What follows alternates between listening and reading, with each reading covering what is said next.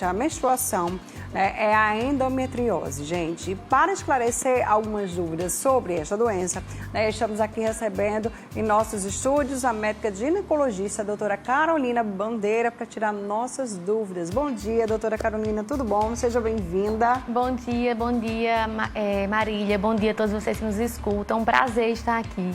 Muito bom também te receber. Fala um pouquinho pra gente o que seria a endometriose.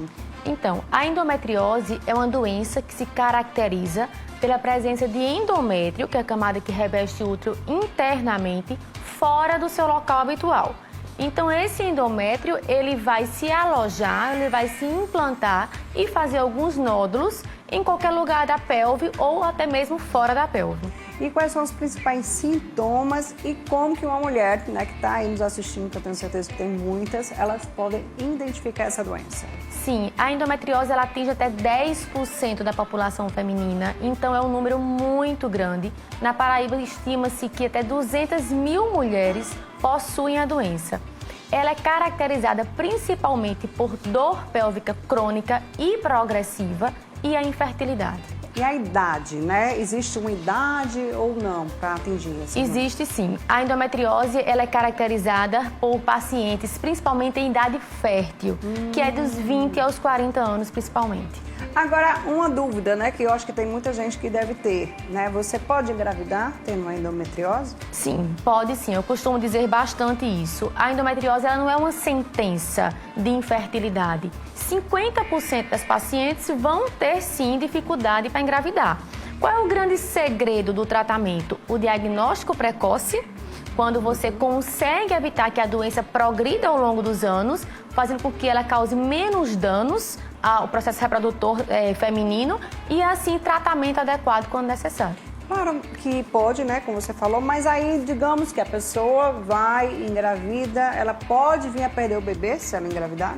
Sim, existem alguns problemas correlacionados com a gravidez em pacientes portadoras de endometriose, certo, que são principalmente alterações placentárias e o maior risco de abortamento. Muito bem. Muitos, né, já ouviu-se falar que uma mulher que tem um ciclo, gente, muito intenso e sente fortes dores durante a menstruação, vai passar quando tiver filhos. O povo diz isso, né? Não, passa depois quando tiver filhos, enfim. É normal sentir dores, né, durante a menstruação? Muitas mulheres que ainda sentem muitas dores. Sim, excelente colocação, Marília. Existe um fator muito cultural em relação à dor. A paciente, ela escuta da mãe, ela escuta da avó. Ah, tem cólica, toma um remédio que passa. Quando você casar, passa. Quando tiver o primeiro filho, passa. Infelizmente, isso ainda acontece.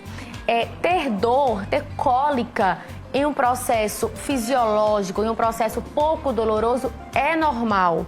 O útero, quando a paciente menstrua, ele contrai. E essas contrações miometriais, que são do útero, o processo inflamatório natural da menstruação, ele vai dar, sim, um pouco de dor.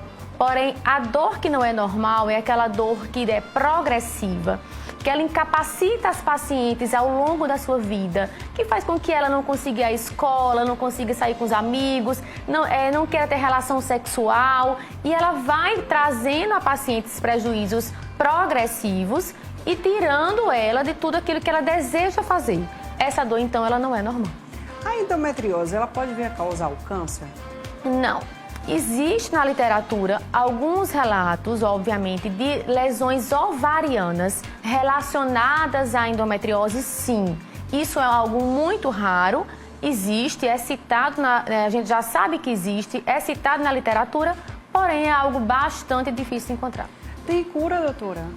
Não, a endometriose é uma doença crônica. Certo. Por se tratar de uma doença crônica, ela não tem cura. Mas ela tratamento. Tem tratamento. O tratamento dela é de diversas formas, mas ela tem que ser realizado para que tire a paciente desses danos progressivos.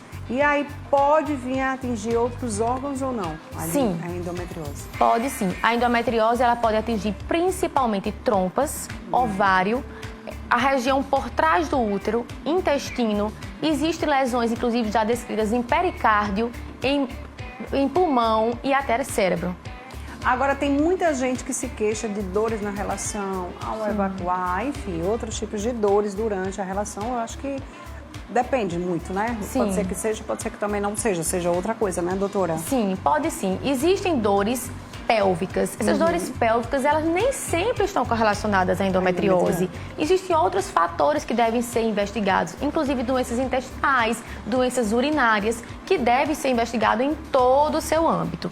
O que a gente chama a atenção quando a paciente conversa com a gente sobre a endometriose, sobre as dores que ela sente, mesmo sem ela ter diagnóstico ainda, é que essas dores da endometriose, elas são progressivas. A paciente, ela diz a gente, eu sinto mais dor hoje do que eu sentia há 6 meses atrás. Então, isso é, sim, um sinal de alerta. Existe cirurgia para isso, não? Existe, sim. O tratamento da endometriose, ele é cirúrgico. A sua definição é a excisão, a retirada dos seus focos. Nem todas as pacientes vão precisar de tratamento cirúrgico. Existem outras medidas de suporte, que a gente chama, medicamentos, outros paliativos, que a gente consegue devolver à paciente qualidade de vida. Em sua definição, a retirada dos focos, mas nem todas precisam. Em quais casos a esterectomia precisa ser feita? A esterectomia é utilizada bastante no tratamento das doenças correlacionadas ao útero. Certo. Por definição, a gente não vai dizer que a endometriose é tratada com a esterectomia, até porque a retirada do útero não trata a doença. Quando a paciente tem prole constituída, não tem mais desejo de gestar e ela tem um acometimento do útero, a gente indica sim a esterectomia.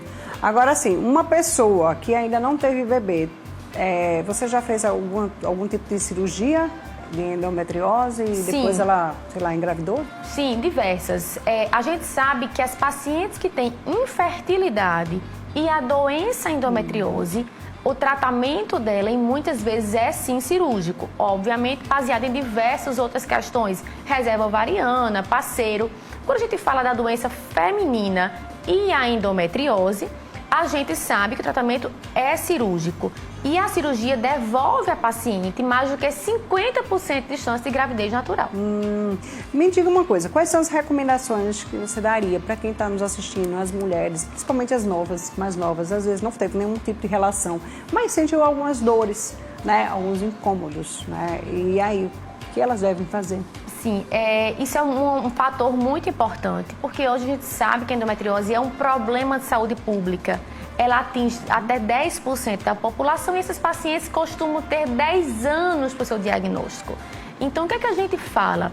Fique atento ao seu corpo, às suas dores, aos sinais que seu corpo dá. Se você tem muita cólica, se você não consegue exercer suas atividades quando está menstruada, se você deixa de ir para a escola, se você sangra muito, se você tem queixa na relação sexual, fique atenta ao seu corpo, procure um especialista. O diagnóstico precoce é de extrema importância para o tratamento adequado. Se alimente bem, retire alimentos inflamatórios da sua dieta para que você consiga perceber no seu corpo uma melhora efetiva das suas dores e procure um profissional de saúde. É genético ou não? Existe sim um caráter genético e imunológico relacionado à endometriose. Tanto que a gente já correlaciona a endometriose a outras doenças autoimunes, como lúpus, tireoidite de Hashimoto e outras tantas doenças autoimunes. Muito bem, tá aí, gente. Eu acho que eu já perguntei bastante coisa. Não sei se a doutora tem mais alguma coisa para nos informar sobre a endometriose, que eu não perguntei. Não, só que a paciente fique muito atenta ao seu corpo. Esse é o recado principal que eu queria dar. Busque um diagnóstico precoce, busque um especialista que consiga lhe ajudar para que esse mal consiga ser diagnosticado de forma precoce e tratado adequadamente. Doutora, a partir de quantos anos, né, a mãe já deve levar sua filha ao ginecologista? A partir da primeira menstruação, né? Sim. Muito bem, tá aí, viu, mães? Então, fiquem atentas. Às vezes as meninas ficam meio envergonhadas, não querem ir, mas tem que ir sim. Às vezes a mãe não consegue nem conversar com a filha sobre relações, enfim. Gente, é normal, tem que conversar, né? Mãe tem que fazer o papel, né? É verdade. Mãe. Mas tem mãe que fica com vergonha, não consegue conversar, então leva para ginecologista, que a ginecologista vai explicar tudo bem direitinho para sua filha, tá bom? Verdade. Muito obrigada, doutora, por sua agradeço. participação. Foi muito bom o nosso papo de hoje, viu? Obrigada a você. Tá aí, gente, olha só, o movimento foi tranquilo nesse final de semana, né? Nos postos de vacinação contra a Covid-19.